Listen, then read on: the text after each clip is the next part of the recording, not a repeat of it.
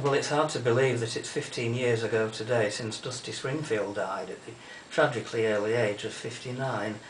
She'd suffered from cancer for around about 5 years, and it had become quite apparent at the beginning of 1999 that her condition was deteriorating to such an extent that it was decided that the OBE that she'd been awarded in the previous year's honours list should be presented early. Sadly, she should have been attending the Palace on this very date, the 2nd of March 1999, to receive her OBE. And this, to me, makes the occasion of her death even sadder still. She was born Mary O'Brien in London to an Irish family. She began a musical career in the 1950s. And in 1958 became one half of a duo called the Lana Sisters. In 1963 she kicked off a run of hits throughout the decade with I Only Want to Be With You. She became known as a White Lady of Soul.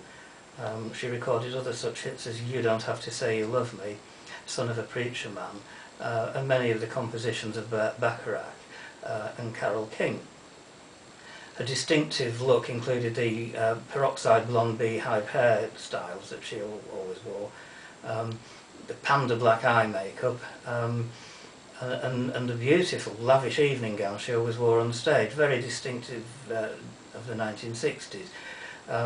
Along with Lulu, Cilla Black, Petula Clark and Sandy Shaw, she was one of the British singers that dominated our charts, both here and overseas in America. In 1970 she recorded a lovely song, as far as I'm concerned at least, called How Can I Be Sure. It had been written in 1967 by Felix Cavalieri and had been a big hit for a group called the Young Rascals in that year. Davy Cassidy had a smash hit with it in 1972, taking it to the top of the charts on both sides of the ocean. Sadly, Dusty didn't have quite that success and only managed a week in the top 40 when it peaked in at number 36.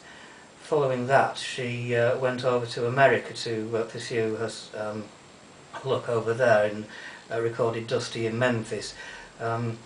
She wasn't the great success she was hoping to be in America, and came back to the UK in the late 70s.